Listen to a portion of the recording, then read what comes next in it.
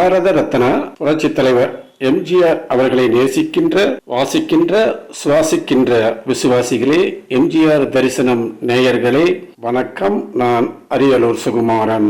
1957 மக்கள் திலகம் எம்ஜிஆர் படங்களில் நடிக்கத் தொடங்கி சுமார் 30 ஆண்டுகள் தொடர்ச்சியாக புரட்சி தலைவர் எம்ஜிஆர் இடத்தில் பணியாற்றியவர் மறைந்த திரு கே.பி. ராமகிருஷ்ணன் அவர்கள்.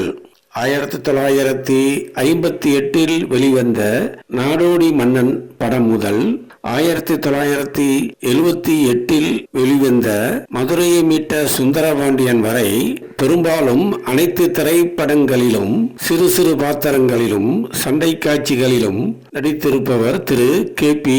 ராமகிருஷ்ணன் அவர்கள். குறிப்பாக மாட்டுக்கார வேலன், பட்டிக்காட்டு பொன்னையா, நினைத்ததை முடிப்பவன், நாளை நமதே, நீரும் நெருப்பும், சிரித்து வாழ வேண்டும் போன்ற திரைப்படங்களில் மக்கள் திலகம் எம்ஜிஆர் அவர்கள் இரட்டை வேடங்களில் நடித்திருந்த 2 வேடங்களுக்கும் டூப் நடிகராக நடித்தவர் கே.பி. ராமகிருஷ்ணன் அவர்கள். புரட்சி தலைவர் எம்ஜிஆர் அவர்களின் மெய்காப்பாளராக இருந்தவர் கே.பி. ராமகிருஷ்ணன் அவர்கள். 2014 மார்ச் மாதம் 29 மலேசிய நாட்டில் தைப்பிங் நகரில் நடைபெற்ற புரட்சி தலைவர் எம்ஜிஆரின் 97வது பிறந்த நாள் விழாவும் கே.பி. ராமகிருஷ்ணன் அவர்கள் எழுதிய மனித புனிதர் எம்ஜிஆர் எனும் நூல் வெளியீட்டு விழாவும் நடைபெற்றது. அந்த விழாவில் திரு கே.பி. ராமகிருஷ்ணன் புரட்சி தலைவர் எம்ஜிஆர் இடத்தில் தனக்கு ஏற்பட்ட அனுபவங்களை அற்புதமாக பேசியிருக்கின்றார். அதன் வீடியோ தொகுப்பை எம்ஜிஆர் தரிசனம் பதிவு செய்கிறது.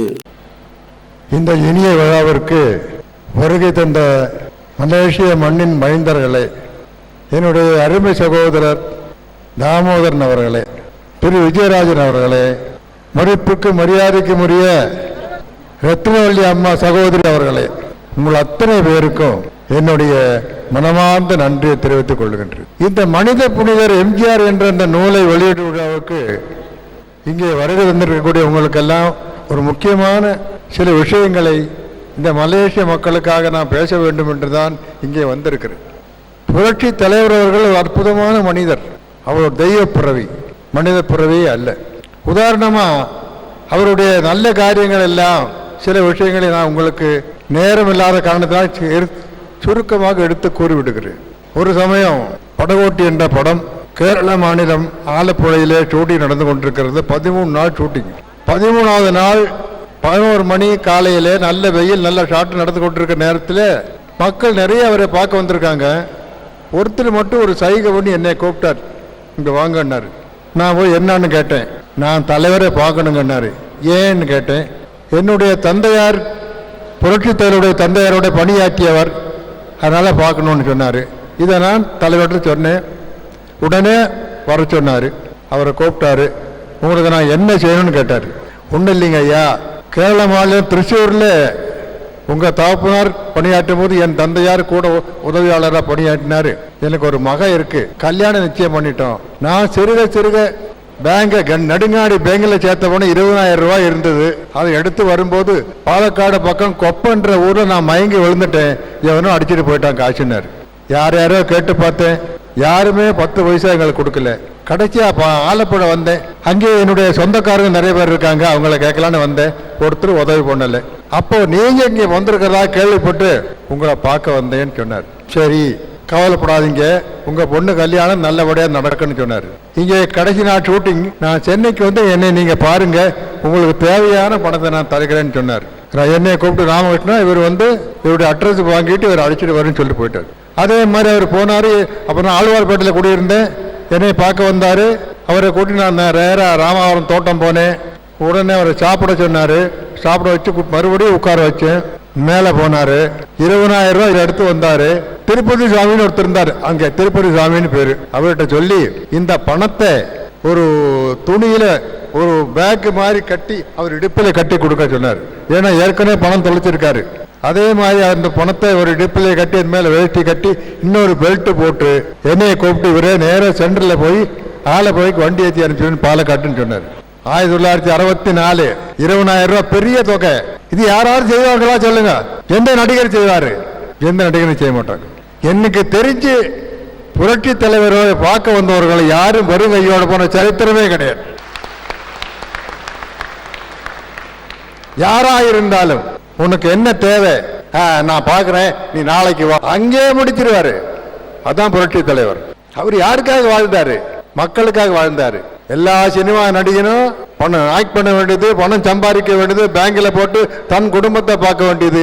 அவர் அப்படி செய்யல, மக்களுக்காகவே சம்பாதிச்சு வாழ்ந்தார். அதே மாதிரி அடிமை பெண் ஷூட்டிங்க்கு ராமதாஸ், கோபாலகிருஷ்ணன் 2 பேரையும் டைரக்டரா போட்டாங்க. அவர் அந்த படம் அவருடைய சொந்த படத்துக்கு.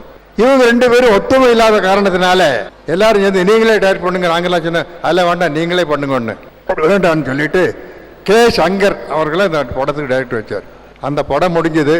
அந்த கோபாலகிருஷ்ணன் அதை விட்டு விடைபெற்று போயிட்டார், வேற படத்துக்காக போயிட்டாரு. நீண்ட நாளைக்கு பார்க்கவே இல்லை. ஒரு சமயம் பட்டிக்காட்டு பொன்னையங்கிற படம் விக்ரம ஸ்டுடியோவில் நடந்துகிட்டு இருக்க நேரம் இவர் வந்தாரு. ஏன் என்ன சோகமா இருக்குன்னு கேட்டாரு. இல்லைங்க, ஏன் நான் நங்கநல்லூர்ல குடியிருக்கேன், 3000 ரூபாய் வீட்டு வாடகை கொடுக்க முடியல என்னால, வீட்டு சாமானத்தை எல்லாம் அந்த வீட்டு ஓனர் தூக்கி வெளியே போட்டுக்கிட்டாரு, உங்களை பார்க்கலான்னு வந்தேன்னு. நாளைக்கு காலை ரெடி ஆயிரு, பணம் வந்து சேருன்னு சொன்னாரு. என்னையும் டிரைவர் ராமசாமியும் கூப்பிட்டு 10,000 ரூபாய் கொடுத்து விட்டாரு. 3000 ரூபாய் வாடகை கட்டி 7,000 ரூபாய் செலவு வைக்க சொன்னார் ஒரே ஆள், புரட்சி தலைவர் அவர்கள். ஒன்னொன்னு ஒவ்வொரு காரியங்களும் இதை செய்யக்கூடிய காரியமா என்றுதான் வியக்கத்தக்க விதம் பண்ணுவாரே வழிய யாரையும் புண்படுத்தி பேசவே மாட்டார். அவர் முதலமைச்சராக இருக்கிற நேரங்களில் 2 வருஷம் கோவிந்தன் டிரைவர் அவரோட வேலை பார்த்தார். என் வீட்டு பக்கத்தில் தான் குடியிருந்தாரு, சத்தியமூர்த்தி நகர்ல. இவர் டெய்லி காலையில தலைவர் தோட்டத்துக்கு போய் அவரை கூட்டி கோட்டைக்கு போயிடுவார். அன்னைக்கு போகும்போது கிண்டி பக்கத்தில் ஒரு ஆக்சிடென்ட் ஆகி இறந்துட்டாரு. இந்த செய்தி கேட்டு நாங்கெல்லாம் போயிருந்தோம். அந்த பாடியை கொண்டு வந்து வீட்டுக்கு வச்சார். வீட்டு பக்கத்துல தலைவருக்கு தெரியப்படுத்தியாச்சு. அவர் வந்தாரு. அவரு மாலையை போட்டு இந்த பாடி எடுத்துக்கிட்டு இப்போது லாய்ஸ் ரோட்டு இருக்கும் தலைமை கழகத்தில் கொண்டு வைக்க சொன்னார், பொதுமக்கள் பார்வைக்கு ஆக வேண்டி. மத்தியானத்து மேல வந்தாரு. நாங்கெல்லாம் ஒன்னா இருந்தோம். 3 மணிக்கு நேரா கிருஷ்ணாம்பேட்டை சுடுகாட்டுக்கு ஊர்வலமாக நடந்தே வந்தாரு. நடந்து வந்து அந்த கோவிந்தனோட ஈமக்கரியை பூரா செய்யற வரைக்கும் கூடவே இருந்தார் அவரு. ஒரு முதலமைச்சர் இது வரைக்கும் யாராவது செஞ்சிருக்காங்களா? அதான் மனித நேயம். அதான் அவருக்கு மனித புனிதர் என்ற பெயர் வச்சிருக்கும். அற்புதமானவர். யாரையும் புண்படுத்தும்படியா நடந்துக்கவே மாட்டார். அதே மாதிரி அவருடைய உதவியாளர் சபாபதினு ஒரு பையன் ஆக்கில் ஆயிட்டா மதுரை மாவட்டத்தில், அவனுக்கு இதே மாதிரி தான் பண்ணாரு. அவரையும் கூட்டு போய் சுடுகாடு வரைக்கும் போய் எல்லாமே பண்ணி விட்டார். பெரிய பண்பாளர் அவர், பெரிய அன்புக்கு கட்டுப்பட்டவர். 9 நாள் வரைக்கும் என்னுடைய உடல்நலம் சரியில்லை, இங்கே உங்களை சந்திப்பேன் நான் நினைக்க கூட இல்லை. ஆனா மலேசிய மக்கள் உங்களுக்கு எல்லாருடைய அன்பு உள்ளத்துக்காக என்ன அவரே வரவழைச்சிருக்காரு. அதை விட அருமையான ஒரு சகோதரர் தாமோதரன் அவருடைய அன்பு யாராலையும் கட்டுப்படுத்த முடியாத அன்பு. நான் பார்த்த வரைக்கும் சொல்றேன். அவர் காசு பொருளுக்காக பண்ணல, சம்பாதிக்கதாக பண்ணல. அவர் தலைவர் மேல இருக்கிற பெரிய அன்பினால் பண்ணிட்டு இருக்காரு. அவர் நேடோழி வாழணும், அவர் வாழ்த்திட்டு இருக்காரு. நான் வாழ்த்துறேன். அவர் முக்கியமான சமாச்சாரம் என்னன்னு கேட்டா, எங்க போனாலும் யாரா இருந்தாலும் கேட்கிற பணத்தை கொடுப்பாரு, வேண்டியது தானாவையும் செய்வாரு. 1000ல் ஒருவன் படம் கார் வாங்க ஷூட்டிங் வந்து எப்படின்னா, சமுத்திரத்துல இருந்து 15 கிலோமீட்டர் போனா தான் அந்த தண்ணி அலை அடிக்காம இருக்கும். அந்த ஊர்ல 6 மணி வரைக்கும் வெயில் அடிக்கும். 6 மணி வரைக்கும் வெயில் அடிக்கும். அந்த மாதிரி ஊர் அது. தலைவர் ஜானகி அம்மா, PR பொந்தலு, MB ராஜம்மா, நாங்க ஃபைட்டர்ஸ் எல்லாம் சேர்ந்து 60 பேர் 70 பேர் அதுக்குள்ள இருக்கும். காலையில போனா சாயங்காலம் தான் திரும்புறது. 2 ஷிப்பு ஃபைட்டுக்கும் பாட்டுக்காக வேண்டி. அதுவும் அந்த பறவை போல பாட்டு. அப்ப போகும்போது எப்படின்னு கேட்டீங்கன்னா, ஒரு லான்ச் முன்னாடி போகும், ஒரு கயிறு கட்டி பின்னாடி எங்களெல்லாம் எழுத்துட்டு போகும். இவர் முதல்ல போயிடுவாரு.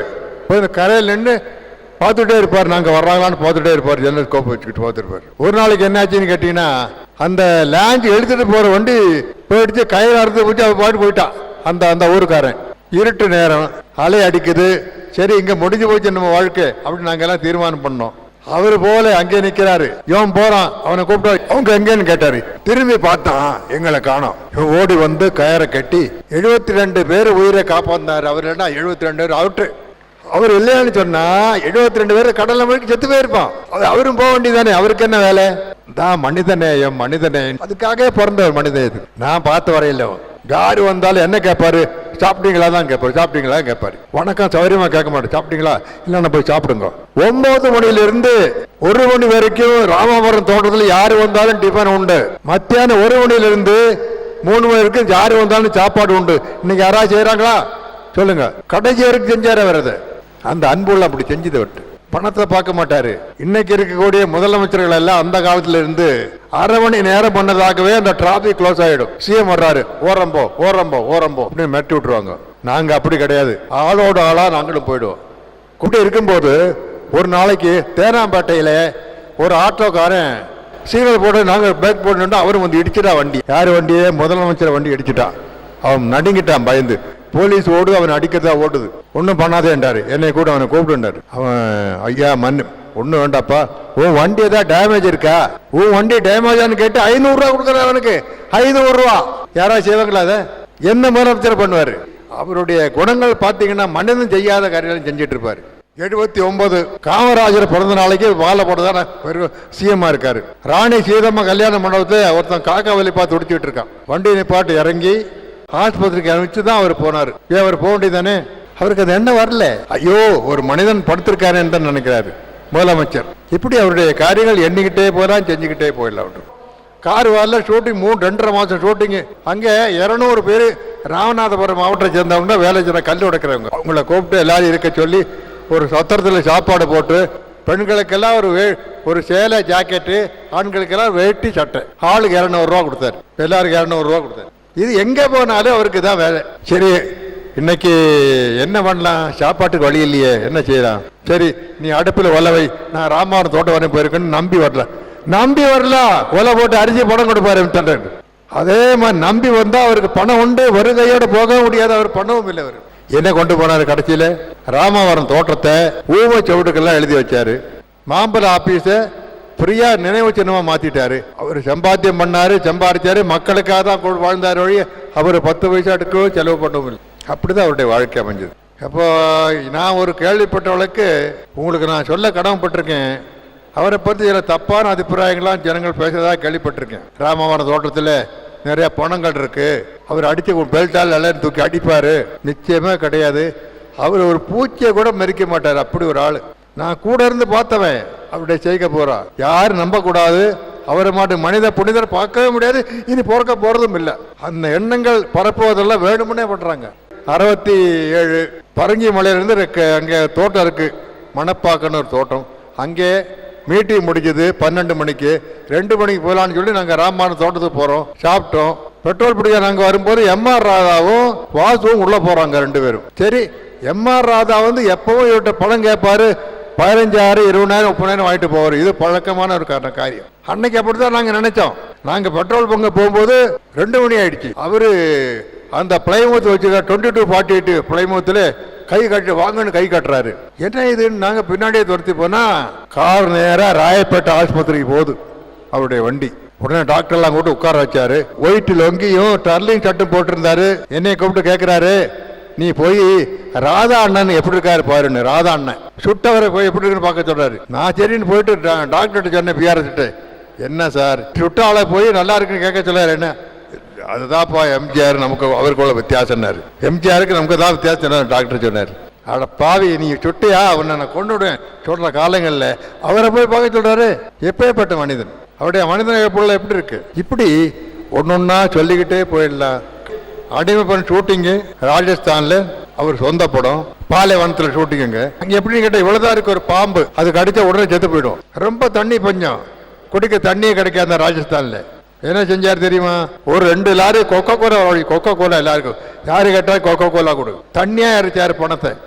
எங்க போனாலும் காஷ்மீர் போனாருன்னா எல்லாருக்கும் சொட்டர் வாங்கி கொடுப்பாரு. இப்படிதான் அவருடைய பழக்க வழக்கம். 6 வயசு பையனுக்கு பேரு வைப்போம். எலெக்ஷன்ல 6 வயசு பையனுக்கு பேரு வைப்போம். அவர் வச்சாதான் பேருன்னு 6 வருஷம் காத்திருப்பாங்க. அவர் வந்த அப்புறம் தான் அந்த பையனை பேர் வைப்போம். நாங்க தான் தூக்கி விடுறது. அதிமுக வளர்க்கறதுக்கு அவர் பட்ட பாடு நான் கூட இருந்து பார்த்தவன், கண்ணார பார்த்தவன். சோறு தண்ணி கிடையாது. இரட்டலை சின்னத்துக்காக வேண்டி புரட்சி தலைவர் 8 மணிக்கு வரக்கூடிய ஒரு கூட்டத்தில், பொதுக்கூட்டம், தலைவர் 8 மணிக்கு வந்து பேசுறாரு அப்படின்னு. நாங்க போறது ஒரு ராத்திரி 3 மணியா இருக்கும். இந்த 3 மணி வரைக்கும் அந்த கூட்டம் அப்படியே தான் இருக்கும். இது இந்த உலகத்திலே அவருக்கு ஒரு ஆளுக்கு தான் இருக்கு.